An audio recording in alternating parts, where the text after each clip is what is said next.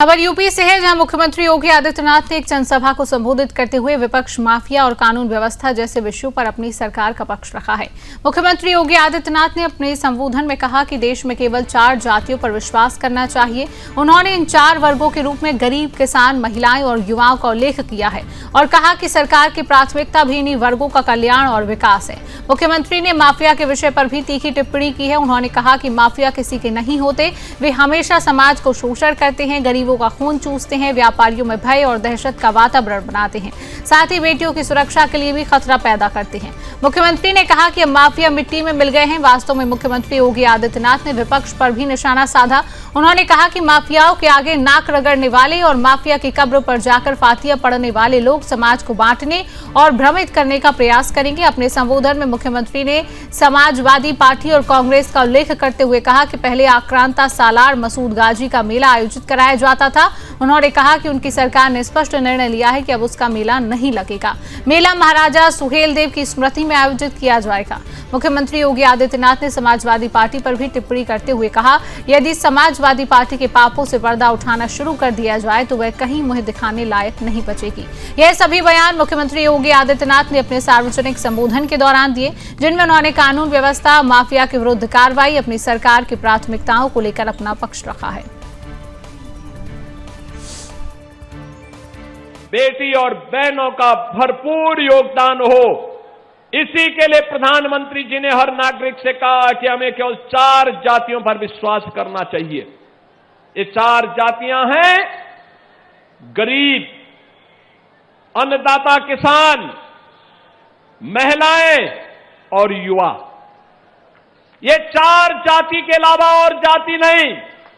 याद करना, जो बांटने वाले लोग हैं ये वही लोग हैं जो सालार मसूद गाजी को सम्मानित करते हैं, जो असला लहराते हुए दुर्दांत माफियाओं के लिए उनके सामने नाक रगड़ते हुए दिखाई देते थे।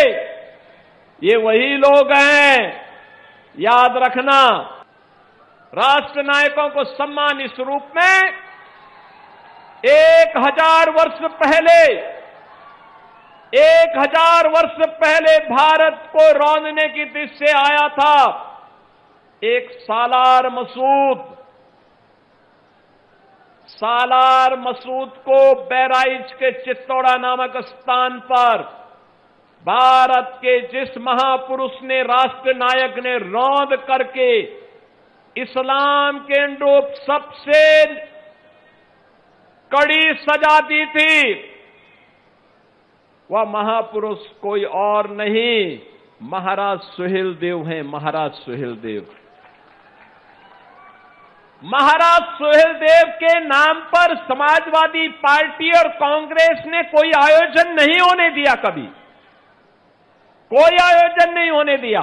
जिन्होंने पहचान का संकट खड़ा किया था, जिन्होंने युवाओं के रोजगार पर डकैती डाली थी, जिन्होंने अन्नदाता किसानों की खुशहाली को छीनने का कार्य किया था, जिन्होंने बेटी और व्यापारी के सामने सुरक्षा का संकट खड़ा किया था, जिन्होंने विकास के कार्यों को अपने कार्यकर्ताओं के हवाले लूट खसोट करने की पूरी खुली छूट दे रखी थी, आज वे